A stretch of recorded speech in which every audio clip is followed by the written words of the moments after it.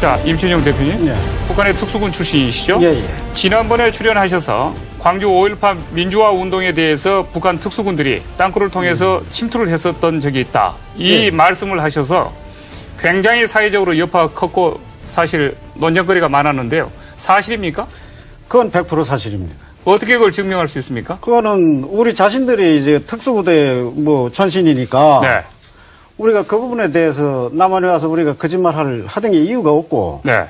그다음에 우리가 5.18 이제 이 땅굴 문제가 나오면서 이제 특수전 이제 부대에 네. 이게 이제 문제가 거기 같이 이제 등장하는데, 왜는가 하면은 우리 이제 교수님 말씀하셨지만 이 땅굴은 전시 비전시를 다 이제 수반해서 그 용도가 이제 만들어진 것이죠. 네. 그런데 전번에도 나와서 제가 이제 5.18 광주 사태 북한군 침투에 대해서 얘기를 했는데, 광주 민주화 운동이요. 그렇죠. 사실은 광주 민주화 운동은 독재 정치나 군부 정치에 대한 민주주의 혁명이거든요. 아, 그건 당연하죠. 민주혁명이고, 그런데 그 당시에 그 한국 민주주의의 상징적인 이 광주 민주화 운동 현장에 북한 특수군이 게릴라군이 침투해가지고 민간복으로 가장을 해가지고 거기 들어와서 광주 민주화 운동에 앞장서서 운동을 하고 있는 시민을 총칼로 쓰러뜨렸다. 그런 이야기를 하지 않았습니까? 그건 당연한 거죠. 그것에 대한 증거가 어디에 있습니까? 어떻게 그걸 입증할 수 있습니까? 그거는 이제 여기 와서 작전을 한 사람들이 많이 네. 돌아가서 한 62, 3명이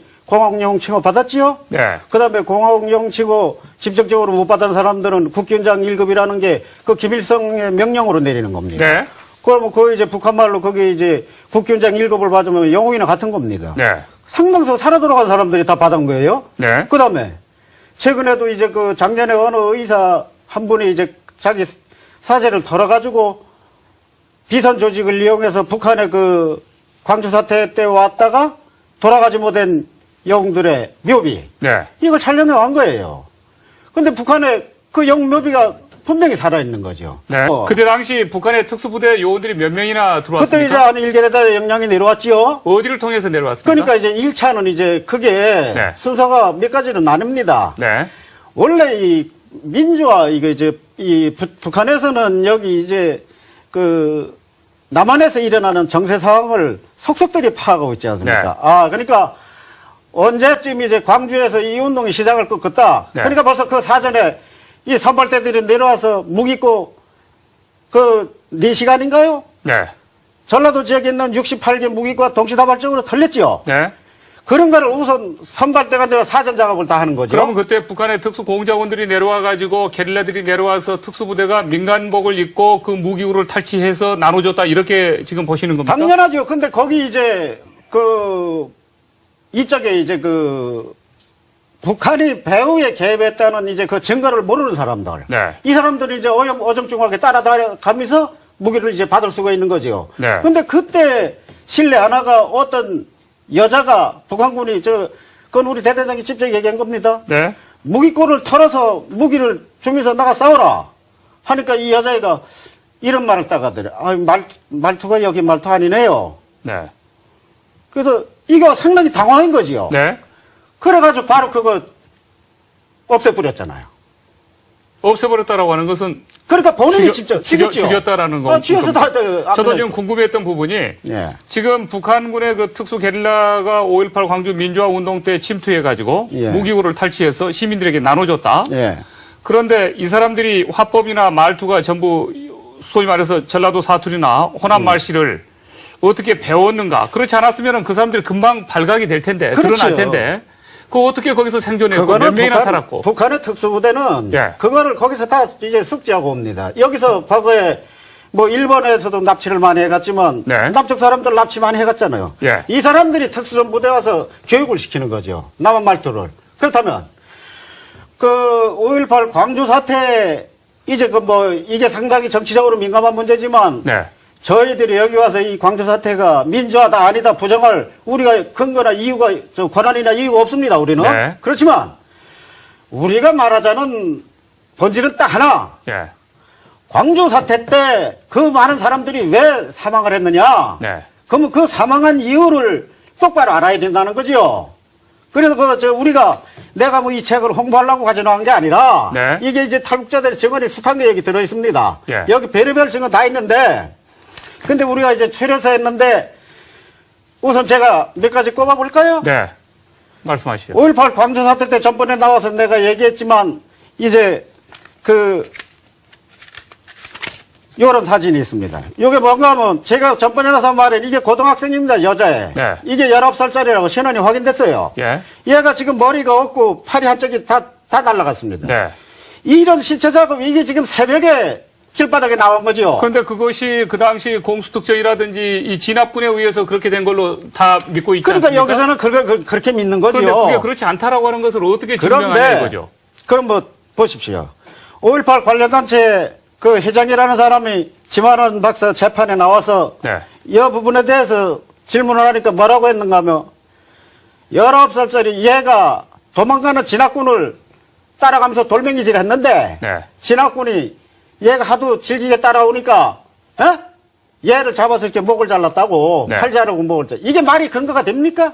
얘가 19살짜리가 무슨 그 배짱 있어가지고 도망가는 진압군을 따라가서 목이 잘립니까? 그러면 이렇게 해가지고 민간인의 어떤 분노를 불러일으켜서 그렇죠. 그러니까 정부 특수군하고 이렇게 광주 사태 때 분쟁을 심화시키는 그 역할을 했다 이 말입니까 지금? 전문 이 시체 작업을 하는 놈들이 배후에서 움직였지요. 네. 그러면 당시 진압군들은 한 명도 민간인들을 사살하지 않았습니까? 진압군도 사살했겠죠. 네. 그러니까 그런데 서로 그- 총격전이 그 있었으니까. 불씨는 여기서 게릴라군들이 특수 게릴라가 들어와서 불씨를 지폈다 이렇게 지금 그러니까 보시는 이제 겁니까? 이런 거 가지고 이제 이 내용을 모르는 시민들을 분노게 하고 이제 길바닥으로 불러낸 거지요. 네. 근데 이제 문제는 뭐가 있는가 하면은 그 광주 교도소 있지 않습니까? 그게 6차례 털렸습니다. 예.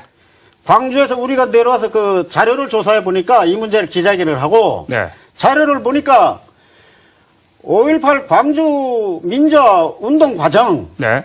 북한에서는 그제 광주 봉기라고 합니다 그걸. 예. 근데 그 광주 인민봉기에서 죽은 사상자 중에 교도소 습격 때 제일 많이 죽었잖아요. 네. 그런데 그 습격은 누가 했습니까? 북한군이 했지요. 근데 여기 사람들은 그걸 자기네가 안 했다고 합니다. 네. 내가 이름까지 밝힐까요? 실질적으로 광주 민주화 운동의 시민 가담자들은 안 했다고 이야기를 그렇죠. 하죠. 그 사람이 재판정에 나와서 신경진이라고. 네. 국가, 5.18 유공자해? 그런데 정부군은 그 민간인이 광주 민주화 운동을 주도했던 민간인이라고 그렇게 또 몰아붙였던 경우도 있었죠.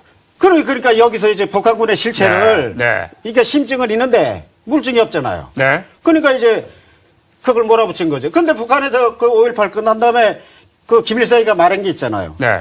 광주에서 광주 교도소만 습격을 해서 그 죄수들을 풀어놨으면 해방시켰다면, 네. 해방시켜서 갖다 총을 쥐어줬다면, 이 광주, 이제 말하자면 그자로 사태라고 그러죠? 네, 네. 그러면 이제 무장사태가 전국적으로 확산된다는 거예요. 자, 그 사람들이 어떻게 땅굴로 들어왔다라고 하는 걸 증명하십니까? 그건 본인들이 짐정 입증하는 거잖아요. 근데 땅굴 1차 선발대가 들어와서 준비 작업을 한 거예요. 네. 그 다음에 2차로 들어왔던 배 중에 여기 하나 지금 내려온 사람이 있어요. 광주 사태 때 왔다가, 네. 갔다가 다시 내려왔죠? 지금 여기 탈북자가 현재 여기 생존하고 있습니까? 그럼요. 네. 그런데- 광주 민주화 운동 때 가담했었던 그 탈북자가 지금 생존해 그렇죠. 있습니까? 본인의 말을 빌리면은, 예. 본인이 여기서 딱 3명밖에 안 죽였답니다. 네. 사람이 있습니다. 잘 알겠습니다. 왜 숱한 사람들이 희생되고 희생된 이유가 뭐냐? 그러면 이제 그 북한군 침투에 대해서 이 지금 김여정 정부가 95년도인가 이거를 이제 저걸로 만들었죠? 네. 그런데 거기까지는 좋다. 우린 그거 그러니까 이제 부인하지 않는다. 부인하지 않는데 네. 우리 사람들이 들어와서 난동 부리고 민간인 상당수 죽였잖아요. 네. 그리고 그다음에 여기 그때 총기 사망자를 검시한 그 내용이 이제 기록이 있습니다. 네. 거기 들여다 보면은 총기 사망자의 정확히 69%입니다. 네. 69%가 민간인이 들고 있던 예만이나 칼빈 소총에 죽었습니다. 네. 나머지 30%가 진압군이 가지고 있던 M16입니다. 네. 그러면 이런 걸 뭘로 설명하겠습니까? 설명이 안 되지요. 네. 그 다음에 한 가지 더. 지금 광주 망월동 외지 저도 이제 한 2번 내가 가봤습니다. 네. 아마 이제 남한에 와서 광주에 북한군 침투를 했다고 이제 소리 내고서 광주 그냥 백주 대낮에 갔던 사람은 아마 저밖에 없지 않나. 네. 이렇게 생각, 가서 뭐 기자회견도 하려고 갔다가 충돌도 하고 그랬는데 우리는 정확한 거 알려주리가 됐죠. 네. 그런데 광주 지금 망월동 묘지 제10묘역에 네. 66명의 핵물자가 있습니다. 네. 그 다음에 기록으로 보면은 그때 당시 기록에 신원미상자가 18명이었는데 지금 현재 6명 정도가 현재 있습니다. 이 사람들은 DNA가 대한민국에 없는 사람들. 네. 그것은 DNA가 없다는 건 사람들 우리가 이걸 가지고 이 사람들이 북한에서 들어온 특수군이다 이렇게 네. 단정 짓기는 어렵다 이렇게 우리는 얘기를 합니다. 네. 그렇지만 그러면 누구냐? 네. 대한민국에 DNA 없으면 뭐 어디 하늘에서 떨어졌어요? 뭐 달나라에서 왔어요? 네. 그러니까 우리가 이 문제에 대해서 꼼꼼히 살펴봐야 되는데 정부 차원에서 이런 거를 분명하게 밝히질 못해요. 그리고 망월동 제10묘역에 있는 광주 민중항쟁 당시에 66명의 핵물자가 어디 갔는 거예요? 네. 예? 이해가 안 되지요. 네. 그런데 아이러니하게도 지금 내려왔던 그 양반 지금 잠적했습니다. 네. 내가 알기로는 지금 국정원에서 뭉개는 걸로 알아요. 네. 예? 그리고 덮고 있다. 덮어보니 뭐 상당히 위협했잖아요. 뭐 네. 저희도 위협 많이 받았지 뭐. 예. 5.18 강연하는 거, 제가 강연 다니는 거, 기무사의 어떤 양반이 내가 뭐 말은 안 밝히겠습니까? 장군한테 말해가지고, 그거 강연하면 안 됩니다. 네. 그 임천영 대표 데리고 다니지 마세요. 기무사 요원이라는 사람이 있다고 소리하고 자빠져 있죠. 네. 그런데 그러면 광주 사태 당시에 66명의 핵물자가 돼가지고 흔적이 없습니다. 핵물자는 원래 사망자 처리 안 하지요. 네. 그럼 이 사람들이 살아있다면 북한에 갔겠습니까? 아니면 어제 땅속에 들어가면 뭐 굴파고 있겠습니까? 네. 그럼 이 사람들 어디 갔어요? 그런데 당시에 북한군 내려와서 북한군 알아보거나 그 다음에 내가 정체가 폭로날 수 있다면은 지역에서 다 없애버렸죠? 네. 안매장해 치우고. 네. 이 게릴라전, 특히 특수전에서의 원칙이 3가지가 있습니다. 네. 4가지가. 첫째는 임무 수행을 해서 반드시 죽어라. 그러니까 임무를 마치고 죽어라. 마치고 죽어라. 네. 2번째, 살아서 적한테 생포되지 말라. 네. 그 다음에 3번째가 죽은 시체도 적한테 주지 말라. 네. 4번째, 나를 알아봤다면 그게 누구든 죽여라. 반드시 죽여버려라. 흔적을 남기지 말라 이거죠. 흔적을 남기지 말라. 그럼 그 사람들은 임무 마치고 나서 자신들이 다 자폭했거나 자살했거나 아니면 민간인 사살했거나 상당수 그렇게 보는 죽였죠. 겁니다. 네. 예. 광주 사태 때. 네. 그러면 나는 이제 이런 생각을 합니다. 지금 현충원에 가보면 그때 진압군으로 갔다가 희생된 사람들 있죠? 네. 그게 28분인가 18분인가 내가 좀 헷갈리는데 현충원에 안장되어 있습니다. 네. 그러면 논리상 맞지 않는 게 아니 그때 당시 들어갔던 그 대한민국 국군을 살인마고 흉악범이라고 결론을 내리고 했으면 네. 그 사람들 왜 거기다 묻냐? 왜 현충원에 갖다 묻어놓습니까? 네. 말도 안 되죠. 그 사람들 살인자를 현충원에 갖다 묻어놓습니까? 자, 임시호영 대표. 예. 실질적으로 광주 민주화 운동에, 광주 사태가 예. 아니고 광주 민주화 운동에 예. 이 북한의 게릴라 특수군들이 투입됐던 것. 그래요. 그리고 그때 당시 투입됐던 사람이 예. 지금 탈북자로 다시 예, 와 예, 있는데 예. 그걸 기무산이 뭐 국정원이 그 사람을 노출시키지 않고 지금 가려놓고 있는 예. 이유. 그 사람의 말문을 열어야 되는데 그렇죠. 어떻게 생각하세요? 그 사람이 2007년도인가 그렇게 넘어간 걸로 내가 아는데. 네. 이제 딸들이 먼저 왔어요. 직접 만나보셨어요? 그럼요. 네. 저희 사무실에 한 3번 이제 보안 속에서 왔댔지요. 예. 왔댔는데 뭔가 하면은, 그거보다 먼저, 지금, 이 사람은 해상으로 들어온 사람입니다. 네. 제1진으로다가 예. 선발대 두르고, 이제 광주 사태 때 선발대 두르고 해상으로 이제 고깃배 타고 들어와가지고 육지로 접근해서 안내원 만나가지고 이제 그 조가 침투한 거예요. 네. 그 다음에 제3조가, 이 3조가 땅굴로 이제 나온 사람들인데 이 사람들이 어떻게 돼서 땅굴로 나왔는가 하면은 북한에서 5.18 광주 봉기 때 네. 이 도청이 장악됐잖아요. 시민군한테. 그렇죠. 그 다음에 북한에서 쾌접을 넣은 거예요. 여기 있는 동아일보 차장도 김영택 기자. 네. 이 사람이 시민군 쪽에서 취재를 한 사람인데 네. 이 사람이 쓴 책에도 도청을 장악한 날부터 정체불명의 복면부대가 나타났다 이거예요. 네. 근데 정체불명의 복면부대인데 이거는 대한민국 내부 사람들이 아니라는 거예요. 네. 그래서 그러면 도대체 이 사람들 어디서 온 사람들이냐? 근데 이 사람들이 무슨 일을 했느냐? 무기를 반납하는 거를 제재해가지고 무장폭동을 전국으로 확산시키다고 선동을 한 거예요, 거기서. 네. 그러니까 이 사람이 그걸 수기에다 다 남긴 거죠. 네. 물론 이제 진압군이 그 못된 행동 한 거, 그 다음에 그 정의롭지 못한 행동 한 거, 구타하고 뭐 이런 거 다 썼어요. 어느 한쪽에 편견을 두지 않았어요. 네. 그런데 이제 그 복면부대의 실체에 대해서 얘기한 거예요. 네. 이 사람이 여기 들어서 그런 짓 한 거란 말이죠. 복면을 안 쓰고 얼굴을 내놓으면은 다 밝혀질 것이기 때문에 아유, 그렇죠. 실체가 그렇죠. 광주 시민인지 아닌지. 예. 그런데 민주화운동 한다는 사람, 하면서 네. 하는 사람이, 그러면 그 사람이 다 복면을 해야 되겠지요. 네. 근데 복면 얼굴 가릴 이유가 있습니까? 그 사람들은 강경군이기 때문에 이 총 들고 강경투쟁하는 그 이제 이런 사람들이기 때문에 이런 거 복면을 뭐 사진에는 안 나죠. 이런 거 보세요. 네. 이게 지금 군복을 입고 머리는 장발이에요. 예. 근데 시민군을 끌어안치고 있어요, 이게. 네. 총을 들여대고. 근데 이 총 화기가 칼빈의 심력이 아니에요. 칼빈의 말이에요. 네. 그러니까 이게 광주 사태 때 나온 이게 현장 증거들이에요, 이게. 그럼 이 사람들 누구예요, 이거? 이거 군인은 아니잖아요. 네. 그러면 민간인이 민간을 끌어안치고서 총을 겨눠요? 아니죠. 이거 웃긴 거죠. 그러니까 이제 그 양반에 대해서 얘기가 돌아가면은 다시, 네. 내가 그 사람 조사를 했던 국정원 사람한테 직접 전화를 내가 받았어요. 네. 아, 무조건 안 믿으려고 하는 거죠. 세 차례 조사받았어요. 네. 근데 본인이 말하는 거 보면, 아니, 집에 서너 명이 들이쳐가지고, 내가 아주 그때 깨끗 후회했어요. 내가. 말씀하십시오. 집에 가가지고는, 너, 대한민국, 뭐, 혼란 조성하려 왔냐? 네. 너 아니다. 가짜다. 이렇게 들이대는 거예요. 지금이라도 그 이야기를 하게 되면은 혼란이 일어난다. 아, 그렇지요. 다시. 그래서, 사회가 시끄러워진다. 사회가 시끄러진다. 왜 조용한 사회를 시끄럽게 네. 만들고 이게, 다니려고 그러느냐. 이건 내 말 들어보세요. 네. 그러면서 이업을 하더란 거예요. 그래서 성질을 냈대요. 좋다. 내가 거기에 대해서 말 안 하겠으니까 나한테 오지 말고 시끄럽게 하지 말아라. 네. 근데 그 양반하고 나하고 이제 국정원 장관으로 전화를 했는데 당신들이 몸에서 근거가 뭐냐?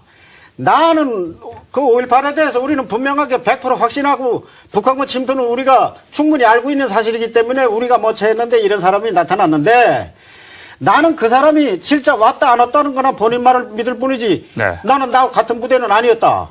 예? 그러면 그 근거가 뭐냐 하니까 두 가지를 돼요. 네. 첫째. 첫 번째가 뭔가 하니 광주 사태 때 이 사람의 증언은 그거거든요. 네. 광주에 와서 본인은 딱 세 사람밖에 안 죽였다는 거예요. 그 다음에 시신 처리했죠. 네. 안배장 처리. 후퇴할 때 그러니까 이제 왜 27일인가요? 네. 이제 진압군이 네. 함락이 그 전에 이 특수군은 대부분 빠졌어요. 네. 상당수 죽긴 죽었죠. 근데 이 사람들이 빠질 때 이 사람들하고 같이 협력했던 이제 아주 극렬분자라고 우리가 말할 수 있죠. 네. 그 속에 또 뭐 속은 사람도 있겠지만은 같이 따라가다가 이 사람들을 도저히 데려갈 수가 없더래. 행군 속도 때문에. 그 다음에 데려갈 필요가 없잖아요. 네. 그래가지고 도중에 다 사살해 버린 거죠. 그건 본인이 말입니다. 네. 그 사살하고선 그 다음에는 이 사람도 육로로 넘어간 거예요. 그런데 이 국정원 쪽에서 의문을 대는 거는 뭔가 하면은 거리상하고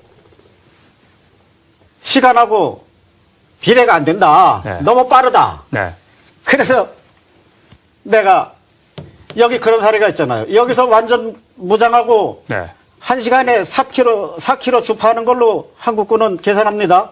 그런데 여기 무장 간첩으로 왔던 사람은 실제 시험했어요. 네. 완전 무장시키고서 1시간에 주파를 시키니까 8km 이상 간 거예요. 그러면 한 배 더 갔지요. 네. 놀랍지요. 네. 그것은 적후에서의 작전은 훈련 때하고 다릅니다. 더 긴장되고 더 민감하고 그렇지 않겠습니까? 네. 우선 그게 첫째 근거예요. 이 사람 그리고 둘째. 둘째는 군사분계선을 넘었는데 이 사람들은 철조망 밑을 파고 이제 넘은 거예요. 그런데 여기 논리는 대한민국 철조망 밑은 전부 1m 이상으로 저 콘크리트를 쳐놔서 못 빠져나갈 수가 없다. 땅을 팔 수가 없다. 이렇게 얘기를 해. 네.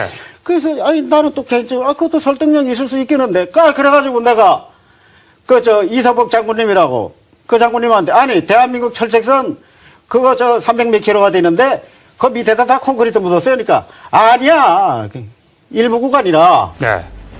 그러니까 이런 걸 가지고선 입을 막아 놓는 거죠.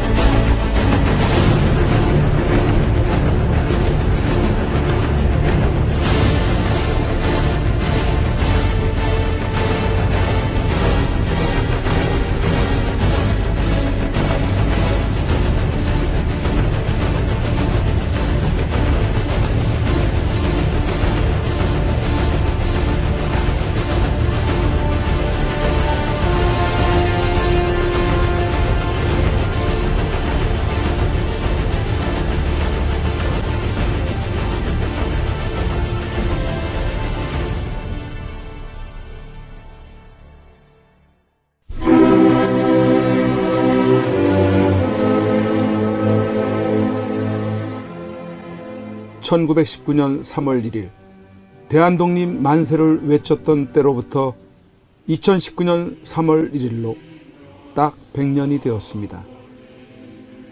이제 우리는 대한독립 만세를 다시 외쳐야만 하는 어처구니 없는 지경에 놓여 있습니다. 공산주의자들이 지배하는 독재로부터의 독립, 공산주의가 좀먹고 있는 가운데 자유민주주의가 심각하게 침해를 당한 것으로부터의 독립만세 말입니다. 이런 가운데 우리가 기억해야 할 사람 한 분, 박근혜 대통령. 죄 없이 감옥에 갇힌 지 3월 31일로 만 2년이 됩니다. 죄 없는 여성 대통령이 힘없이 끌려가 갇히게 된 것에 대해 많은 국민들이 죄책감을 느끼고 있습니다.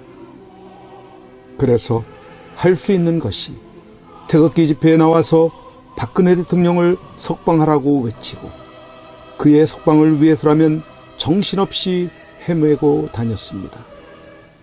민초들이건 과거 대단한 관료들을 지냈건 저 가짜 대통령이자 공산주의 사상을 가진 세력들을 굴복시킬 수 있는 사람은 지금까지 그 어디에도 없이 2년의 시간이 흘러오고야 말았습니다.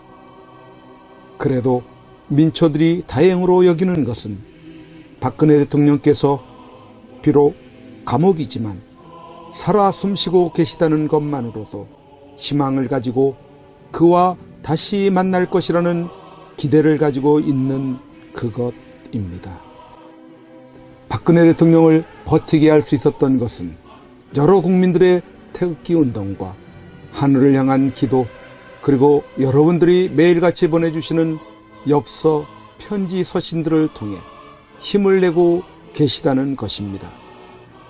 2018년 3월 1일을 기해 박근혜 대통령께 보내는 엽서 캠페인을 그림엽서 2차분을 발행하여 보급하고 오던 중 이번 3.1절 100주년을 맞이하는 뜻깊은 날에 1년 만에 3차 엽서를 발행하게 되었습니다.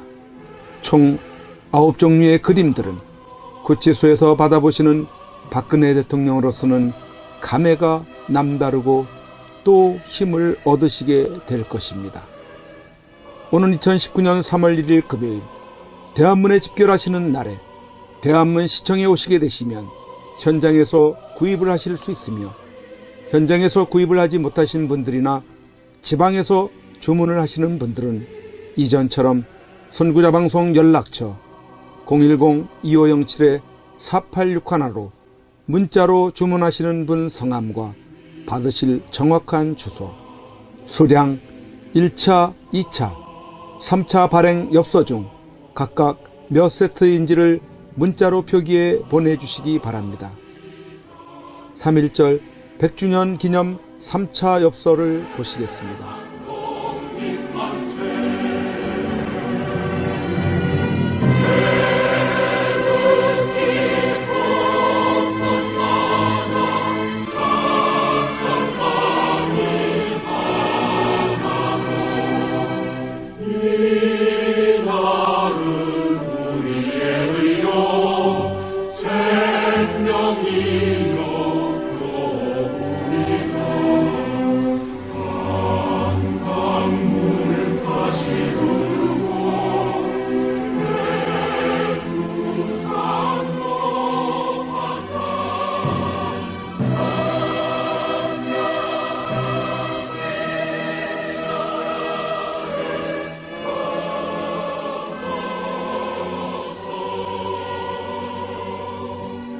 박근혜 대통령님이 복귀하시는 그날까지 선구자 방송의 엽서 보내기 운동은 계속됩니다.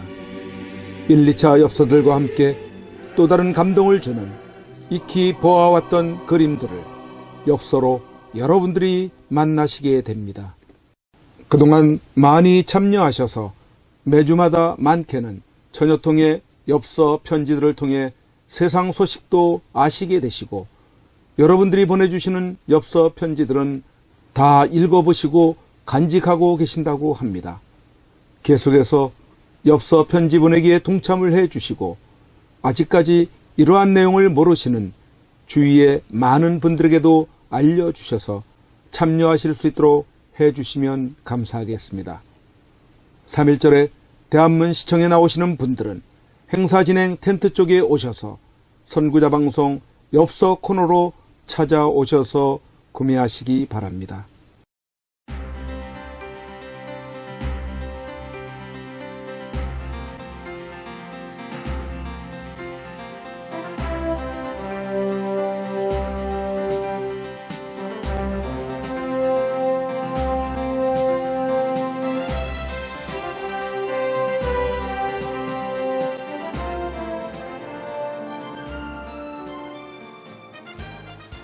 반드시 꼭 나와야 합니다.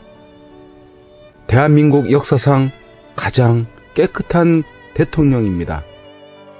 어쩌면 이 겨울이 구치소에서 보내는 마지막 계절이 될지 모릅니다. 대통령께서 이 마지막 겨울을 지탱케 할 유일한 방법 중 한 가지는 태극기 집회도 아닙니다.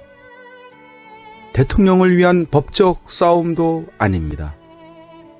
그렇다고 세계를 향한 구명 호소도 아닙니다. 그 유일한 방법은 엽서 편지 보내기입니다. 대통령은 수많은 국민들이 보내주는 엽서 편지를 통해서만이 힘을 얻고 계시게 될 것입니다. 그 엽서 편지들은 대통령을 더욱 강하게 할, 그리고 국민을 위해서 자신이 살아남아야 한다는 이유들을 발견하실 것이기 때문입니다. 여러분 함께해 주십시오. 이 겨울을 넉넉히 견디시게 할 여러분들의 따뜻한 격려와 위로의 마음이 전달되게 해 주십시오. 매일같이 산더미처럼 전달되어지는 여러분들의 엽서 편지들을 통해 대통령께 막바지 생기를 불어넣어 드리십시오.